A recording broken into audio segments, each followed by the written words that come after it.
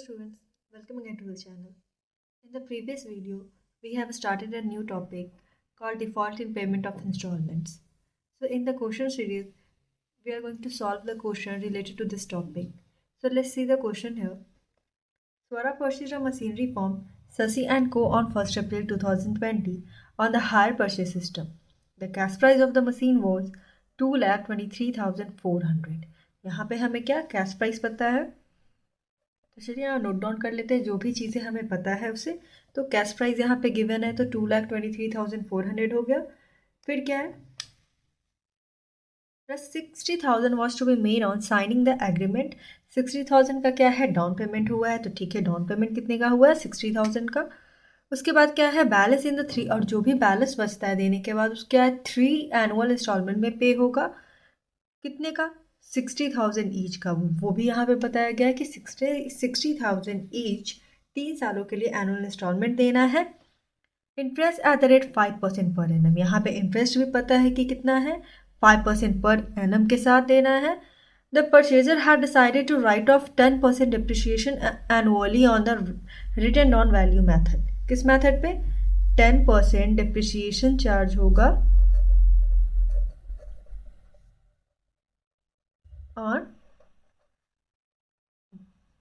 On WDV method, right. इस method पे solve करना है, ये भी पता हो गया। फर्दर क्वेश्चन में कहता है कि the hire purchaser could not pay the instalment due on 31 March 2022। कब वो दे नहीं पाता है, तो 31 मार्च 2022 का जो इंटरेस्ट और इंस्टॉलमेंट का अमाउंट है वो दे नहीं पाता है।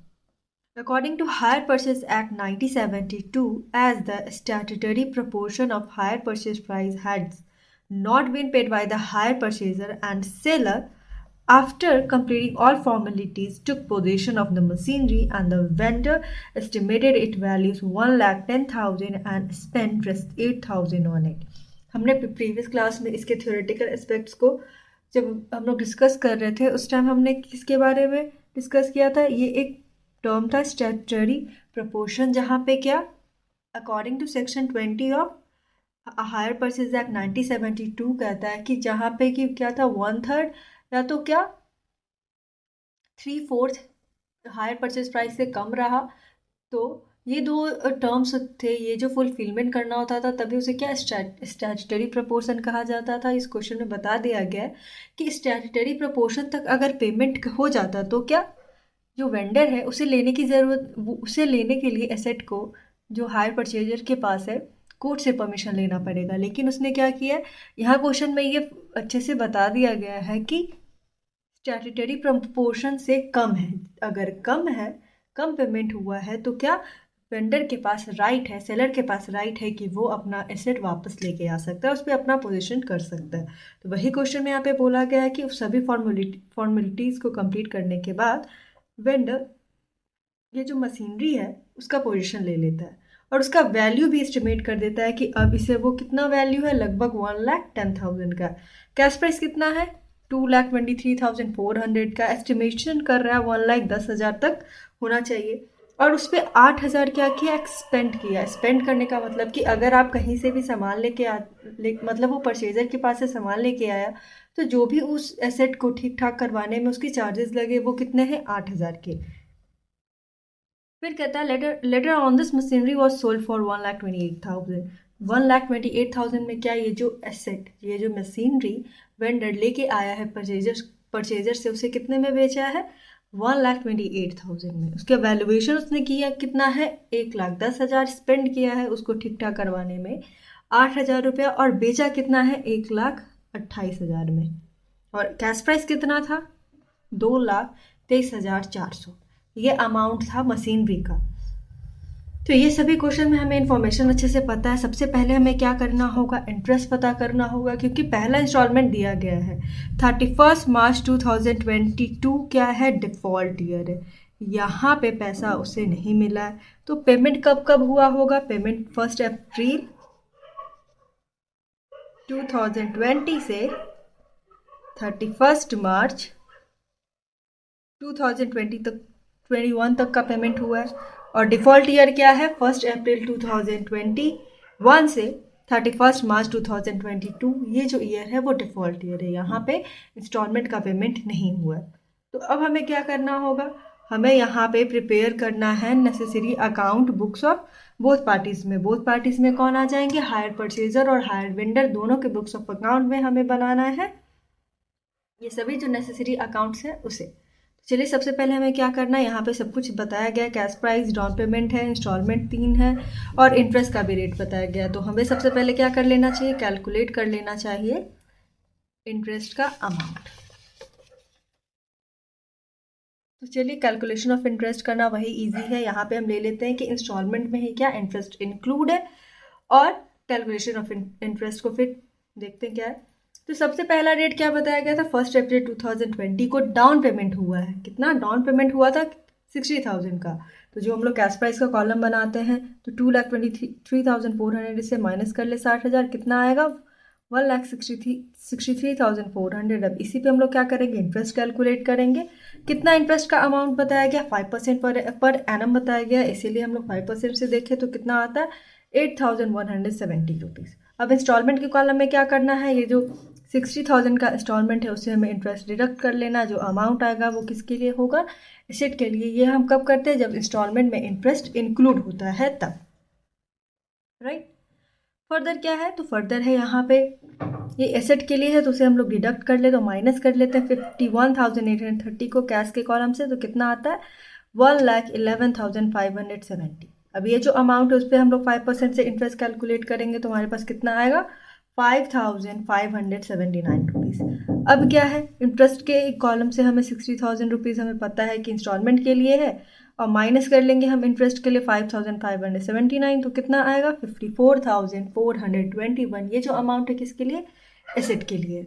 अब हम लोग लास्ट यहाँ पे हमें पता है कि ये डिफ़ॉल्ट ईयर है, यहाँ पे क्या है, यहाँ पे पेमेंट होने में नहीं बना इंटरेस्ट का ये जो अमाउंट है और इंस्टॉलमेंट का ये जो अमाउंट है वो पे नहीं हुआ है। तो हम लोग यहाँ तक भी अपने कैलकुलेशन को कर सकते हैं और बाकी क्वेश्चन में 3rd ईयर के लिए बोला है तो 3rd ईयर तक का भी कर सकते हैं, इसमें कोई प्रॉब्लम नहीं। आप चाहें तो डिफ़ॉल्ट ईयर तक ही सिर्फ ये सब का एंट्री करें, ये सभी कैलकुलेशन करें, फर्दर ना बढ़े।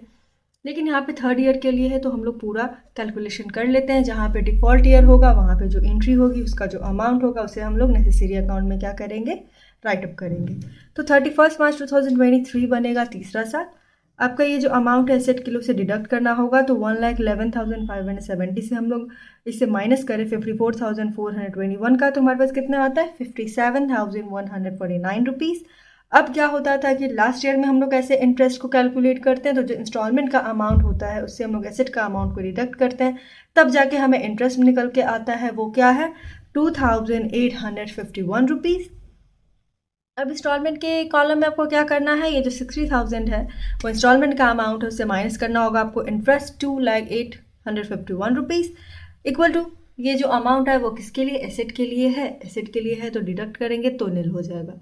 लेकिन यहाँ पे हमें पता है कि डिफ़ॉल्ट ईयर है तो आगे का फर्दर का इन्फॉर्मेशन जो भी है वो हम लोग नहीं कर पाएंगे, इसीलिए हम लोग default in payment of instalment को इससे क्वेश्चन को सॉल्व करेंगे। तो इसमें जो नेसेसरी अकाउंट्स हैं वो मशीनरी के अकाउंट में क्या बनेगा, तो 2 अकाउंट्स बनते हैं जो नेसेसरीली बनते हैं किनके बुक्स में, हायर परचेजर के बुक्स में। एक तो क्या होता है एसेट अकाउंट होता है और दूसरा वेंडर अकाउंट होता है। चाहे तो हम लोग एसेट अकाउंट को पहले प्रिपेयर कर सकते हैं, लेकिन ये जो अमाउंट है यहाँ पे ये हायर वेंडर की बुक्स ऑफ अकाउंट से लाना है, इसीलिए सबसे पहले कोशिश करना चाहिए कि हमें हायर वेंडर का अकाउंट प्रिपेयर करना चाहिए। चलिए देखते हैं कि पहले हायर वेंडर का अकाउंट हम लोग कैसे प्रिपेयर करेंगे।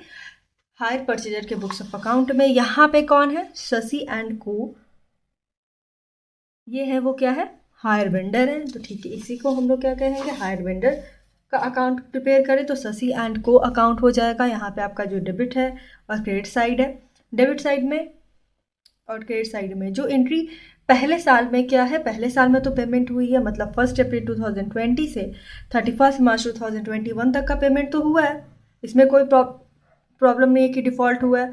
तो पहला एंट्री क्या होता है, हम सबको पता है कि पहला entry asset account debit to hire vendor account होता है। तो उसी के अनुसार क्या हुआ है, यहाँ पे हायर वेंडर का अकाउंट क्रेडिट है, क्रेडिट ही हुआ है, रेफरेंस किसको बना के रहा है, डेबिट को, इसीलिए है वाई मशीनरी अकाउंट 2,23,400।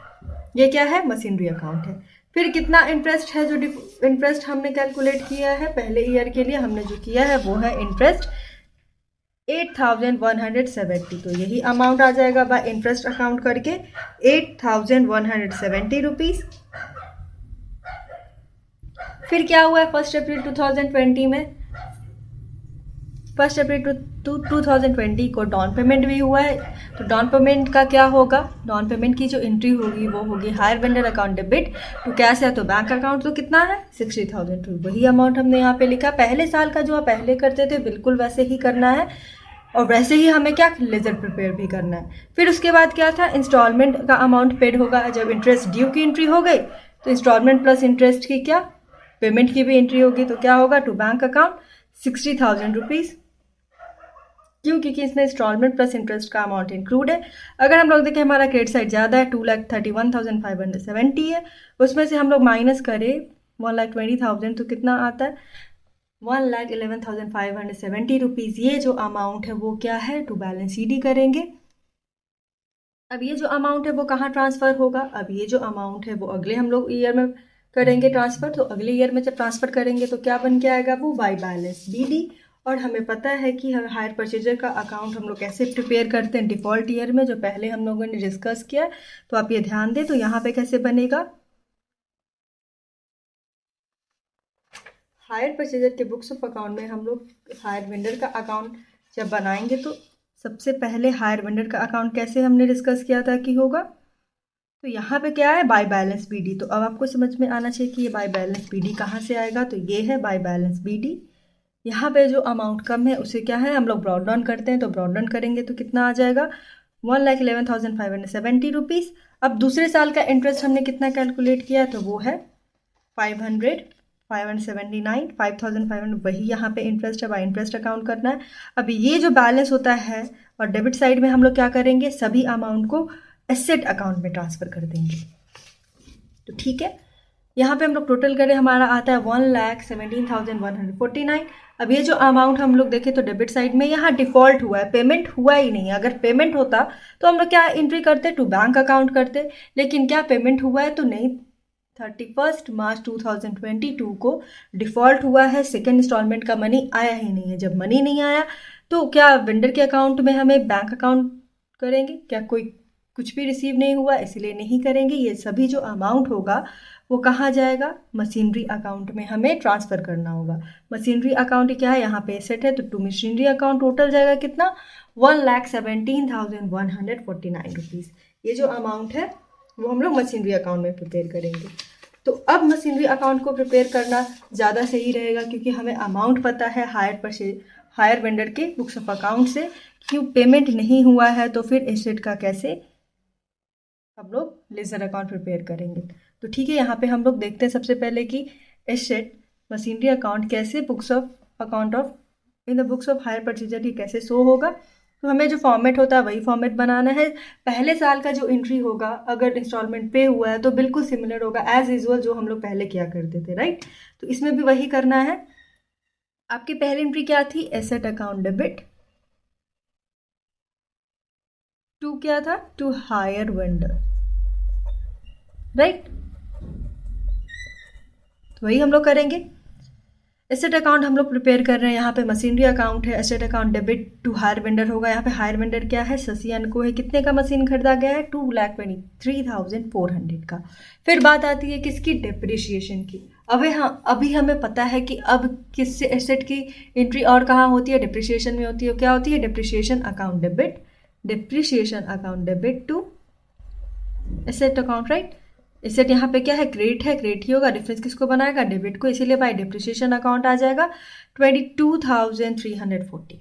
अब डेप्रिसिएशन अकाउंट बिल्कुल इजी है, आपने इतनी बार बनाया कि आपको अच्छे से पता होगा कि डेप्रिसिएशन अकाउंट कैसे होगा। तो हम लोग देखते हैं अमाउंट कैसे है। तो डेप्रिसिएशन कितना देना है, 10% प्रोवाइड करना है WDV मैथड से।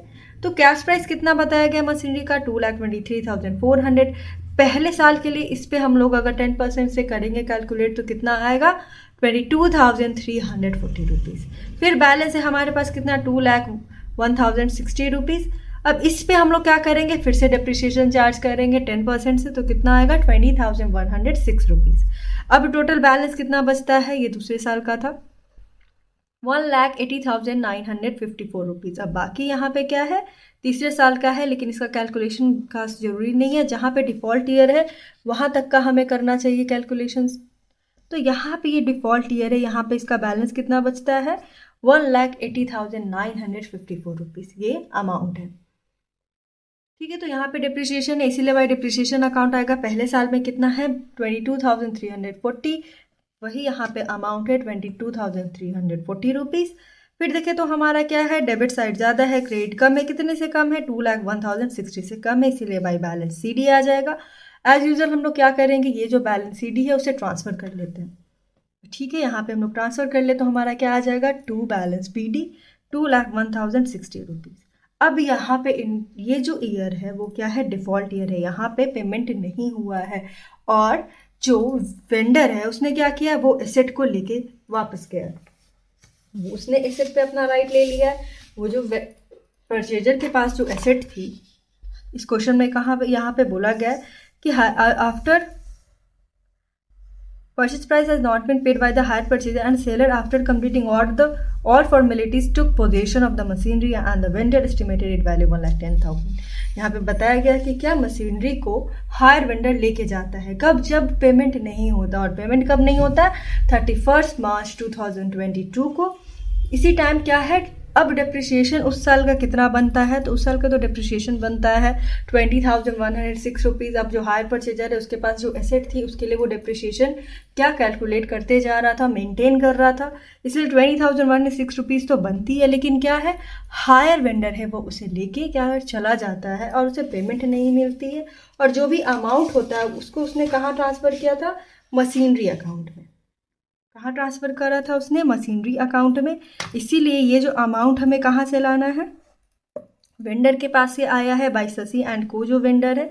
अभी हमने यहाँ पे इसका कैलकुलेशन किया था, ये देखिए जो 1,17,149 रुपीज़ है उसे कहाँ ट्रांसफ़र किया गया है, मशीनरी अकाउंट में।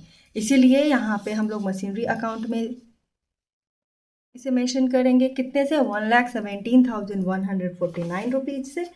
उसके बाद जो अमाउंट बचता था, हमें पता है कि वो जो अमाउंट बचता है वो कहाँ ट्रांसफ़र होता है, उसके बाद वो ट्रांसफ़र होता है प्रॉफिट एंड लॉस अकाउंट में। ये था हमारा क्या, हायर वेंडर का। ये स्पेसिमेन था डिफ़ॉल्ट ईयर के लिए। टू बैलेंस बीडी कहाँ से आया, आपको पता है कि पहले साल का जो बैलेंस सीडी होता है उसे हम लोग क्या करते हैं, ब्रॉड डाउन करते हैं, तो वही है यहाँ पे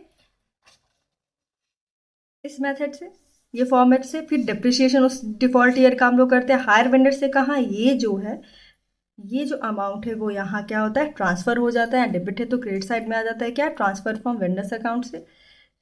वही हमने यहाँ पे किया है, डिप्रिसिएशन अकाउंट 20,106 रुपीज़, ये क्या है, वेंडर है। और फिर जो अमाउंट होता है, जो बैलेंसिंग फिगर होता है, वो कहाँ जाता है, प्रॉफिट एंड लॉस अकाउंट में। तो देख लेते हैं हमें कितना प्रॉफिट एंड लॉस अकाउंट में जाएगा। तो इस साइड में हमारा डेबिट साइड में कितना है, 2,01,060 रुपीज़ है, उससे आपको कितना डिडक्ट करना है, 20,106 रुपीज़। फिर क्या, वेंडर का अमाउंट कितना, 1,17,149, उसे हम लोग डिडक्ट करेंगे, तो जो अमाउंट बचा वो कहाँ ट्रांसफ़र हो जाएगा, प्रॉफिट एंड लॉस अकाउंट में। तो यहाँ पे हमने परचेजर के बुक्स ऑफ अकाउंट में कितना अकाउंट प्रिपेयर किया, दो मेनली होता है जब क्या डिफॉल्टिंग पेमेंट आता है, मशीनरी अकाउंट और हायर वेंडर अकाउंट। तो यही यहाँ पे हमने वेंडर अकाउंट आया, ये जो अमाउंट है वो कहाँ जाता है, मशीनरी में जाता है, इसीलिए एसेट अकाउंट में जाता है, जो यहाँ पे क्या है, मशीनरी है। इसीलिए सबसे पहले हमें क्या करना चाहिए, वेंडर अकाउंट को प्रिपेयर करके तब जाके जो एसेट अकाउंट है, मशीनरी अकाउंट, उसे प्रिपेयर करना। अब उसके बाद क्या होता है, अब परचेजर के बुक्स ऑफ अकाउंट में तो हो गई एंट्री। क्वेश्चन में बोला है कि अब वेंडर के भी अकाउंट में एंट्री करना होगा। तो यहाँ पे वेंडर कौन था, शशि एंड को अकाउंट, शशि एंड को था। और परचेजर कौन है क्वेश्चन में, स्वरा। तो हम लोग परचेजर का बुक्स ऑफ अकाउंट बना लेते हैं। यहाँ पे परचेजर हमारे पास है स्वरा। तो वेंडर के अकाउंट में पहले एंट्री क्या होती थी, हायर सेल की एंट्री होती थी, जो वो हायर परचेज पे जो वो एसेट को सेल करता था उसका। तो सबसे पहले डेट आ जाए क्या, 1 अप्रैल 2020 को क्या, हायर सेल अकाउंट कितने का उसने सेल किया है वेंडर ने, 2,23,400 का। उसके बाद फिर क्या की एंट्री आएगी, क्या उसे कोई डाउन पेमेंट मिला है, तो हाँ उसे डाउन पेमेंट रिसीव हुआ है। तो जब उसे डाउन पेमेंट रिसीव होगा तो उसकी वो एंट्री क्या करेगा, उसकी वो एंट्री करेगा bank account debit to hire purchaser account. और यहाँ पे हायर परचेजर कौन है, स्वरा है, इसीलिए यहाँ पे स्वरा अकाउंट में बाय बैंक करके आएगा कितना, 60,000, क्योंकि उसने पे किया है परचेजर ने। और हमें क्या प्रिपेयर करना है, ये परचेजर का अकाउंट है सबसे पहले किसके बुक्स ऑफ अकाउंट में, हायर वेंडर के बुक्स ऑफ अकाउंट में। फिर उसके बाद क्या होगा, जो इंटरेस्ट ड्यू की एंट्री हम लोग करते थे वेंडर के बुक्स ऑफ अकाउंट में, क्या चार्ज, मतलब कि वेंडर ने इंटरेस्ट कितना चार्ज किया तो उसकी क्या एंट्री हो जाएगी, टू इंटरेस्ट अकाउंट 8,170 रुपीज़। फिर उसके बाद पहले साल में तो इंस्टॉलमेंट हुआ है, फर्स्ट ईयर का इंस्टॉलमेंट मिला है वेंडर को, इसीलिए क्या आ जाएगा, बाई बैंक अकाउंट 60,000 रुपीज़। यहाँ देखिए हमारा डेबिट साइड ज़्यादा है, क्रेडिट कम है, कितने से कम है, 1,11,570 से कम है। तो यहाँ पे ये है हमारा क्या, बाई बैलेंस CD। फिर उसके बाद क्या करेंगे, ये जो बैलेंस CD है उसे हमें करना है ट्रांसफ़र अगले फाइनेंशियल ईयर में। तो अगला फाइनेंशियल ईयर क्या हो जाएगा, 1 अप्रैल 2021 से 31 मार्च 2022। तो ये टू बैलेंस BD हो जाएगा यही अमाउंट। और इसका बुक्स ऑफ अकाउंट हम लोग कैसे प्रिपेयर करते हैं, तो हायर परचेजर का बुक्स ऑफ अकाउंट वेंडर के बुक्स अकाउंट में होता था, तो इसका फॉर्मेट हमने डिस्कस किया था, ईयर ऑफ डिफॉल्ट में टू बैलेंस BD होगा, जो इंटरेस्ट चार्ज हुआ है उसकी पेमेंट होगी। और बाकी हम लोग इसे कहाँ ट्रांसफर करेंगे, सभी अमाउंट को रीपोजेस्ड एसेट अकाउंट में, क्योंकि हायर वेंडर है वो जो अपना गुड है परचेजर को जो दिया गया था, जो एसेट उसने दिया था वो वापस लेके आता है। इसीलिए उसकी एंट्री यहाँ पे कैसे है कि टू इंटरेस्ट अकाउंट, दूसरे साल का इंटरेस्ट चार्ज करना, दूसरे साल का इंटरेस्ट चार्ज करेगा, कितना अमाउंट है 5,579 रुपीज़। टोटल करे तो हमारा कितना आता है 1,71,149। अब ये जो अमाउंट है वो कहाँ ट्रांसफ़र हो जाएगा, ये जो टोटल अमाउंट हो जाएगा ट्रांसफ़र रिपोजेस्ड एसेट अकाउंट में। ठीक है, यहाँ पे हम लोग बैलेंस CD नहीं करेंगे, जो भी अमाउंट है वो हम क्लोज कर रहे हैं बुक्स ऑफ अकाउंट, इसीलिए बाय रिपोजेस्ड एसेट अकाउंट में जाएगा, क्योंकि यही डिफ़ॉल्ट ईयर है 31 मार्च 2022, जहाँ पे पेमेंट नहीं हुआ सेकेंड इंस्टॉलमेंट का, और वेंडर ने जो अपना एसेट है वो परचेजर के पास से वापस लेके आया। अब कौन सा बुक्स ऑफ अकाउंट बनेगा वेंडर में, तो वेंडर में हमें प्रिपेयर करना होगा लास्ट रिपोजेस्ड, इसका नाम है रिपोजेस्ड एसेट अकाउंट। ठीक है, इसे हम लोग प्रिपेयर कर लेते हैं। तो सबसे पहले रिपोजेस्ड एसेट अकाउंट किस तरीके से होगा, तो जर्नल एंट्रीज क्या बनती है रिपोजेस्ड एसेट अकाउंट की, repossessed asset account debit to hire purchaser account. तो सब डेबिट साइड में क्या आ जाएगा, हमारा परचेजर आ जाएगा, कितना है, एसेट की बात हो रही है तो हमारे पास एसेट है वो मशीनरी है, कितना का वैल्यूएशन बचता है, तो यहाँ पे हम लोग देखें तो रिपोजेस्ड एसेट अकाउंट में टोटल 1,17,149 अमाउंट बचता है, किसके बुक्स ऑफ अकाउंट से, स्वरा के बुक्स ऑफ अकाउंट से, हायर परचेजर के बुक्स ऑफ अकाउंट से, इसीलिए यहाँ पे आ जाएगा टू स्वरा करके कितना 1,17,149 रुपीज़।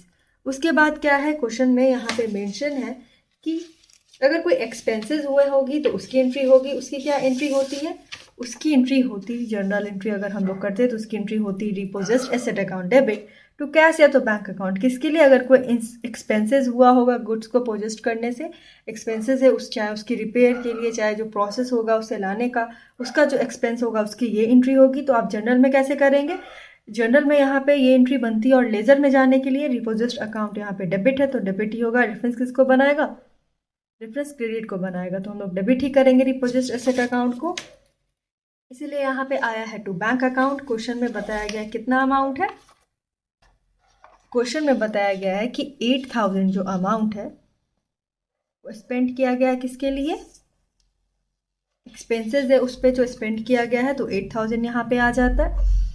उसके बाद है एक क्वेश्चन में यहाँ पे बताया गया है कि वैल्यूएशन किया हायर वेंडर ने अपने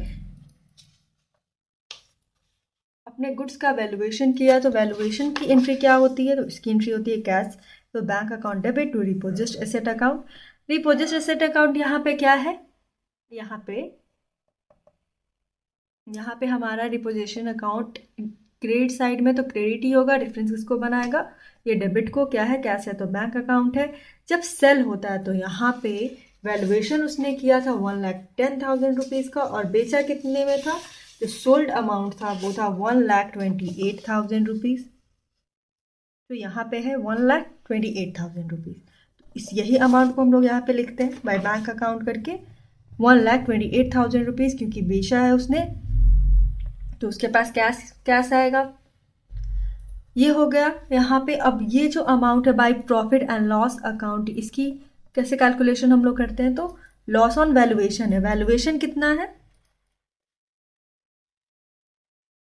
वैल्यूएशन का जो अमाउंट है क्वेश्चन में बताया गया 1,10,000 रुपीज़, 1,10,000 रुपीज़, राइट। और जो एसेट का अमाउंट बच रहा है, हमें पता है कि machinery account, deposit asset account में मशीनरी अकाउंट में कितना अमाउंट है, 1,17,149 और 1,17,149। तो वैल्यूएशन हुआ है, अमाउंट तो बच रहा है एसेट का कितना, जब वो वापस लेके आया तो बच रहा है 1,17,149 और उसने वैल्यूएशन की 1,10,000 का, तो उसे लॉस कितना प्रिफेयर करना पड़ा, 7,149 रुपीज़ का। तो ये लॉस ऑन वैल्यूएशन है, क्योंकि एसेट का जो अमाउंट बच रहा है वो कितना हो रहा है, 1,17,149 है, लेकिन वैल्यूएशन अमाउंट सिर्फ और सिर्फ निकल के आ रहा है 1,10,000। तो क्या जब वो वैल्यू में इसमें क्या है, डिक्रीज हुआ है, वैल्यू डिक्रीज है तो एसेट उसके पास अभी वैल्यू की इतनी, लेकिन वैल्यूएशन उसका बस 1,10,000 हो रहा है, तो लॉस उसे बेयर करना पड़ रहा है वेंडर को कितना, 7,149 का। तो वही डिपोजिट एसेट अकाउंट में आएगा by profit and loss account करके 7,149 रुपीज़। फिर हम लोग क्या करेंगे, जो भी अमाउंट होगा लॉस और प्रॉफिट उससे हम ट्रांसफ़र कर देंगे प्रॉफिट एंड लॉस अकाउंट से। हमारा यहाँ पे कितना है, 1,35,149 है, उससे हम लोग ये डिडक्ट करेंगे 1,17,149 और 8,000 रुपीज़। तब आपके पास ये जो बैलेंस आएगा 10,000, उसे हम लोग कहाँ ट्रांसफ़र करेंगे, प्रॉफिट एंड लॉस अकाउंट में। तो ये जो बैलेंसिंग फिगर है वो लास्टली जाता है प्रॉफिट एंड लॉस अकाउंट में। तो ये क्वेश्चन था जहाँ पे हमें अलग अकाउंट भी प्रिपेयर करना पड़ा, अलग एंट्रीज भी थी जो रिलेटेड था क्या, डिफ़ॉल्ट इन पेमेंट से, जहाँ पे हमेशा हम लोग सॉल्व करते थे जहाँ सभी पेमेंट होता था। यहाँ पे सेकंड पेमेंट इंस्टॉलमेंट का नहीं हुआ, तो यही सभी प्रोसेस को हम लोग फॉलो करेंगे। आई होप आपको ये क्वेश्चन अच्छे से समझ में आया हो। इससे रिलेटेड हम लोग आगे भी और क्वेश्चन को करेंगे। So thank you for watching the video. Please like share and subscribe the channel also.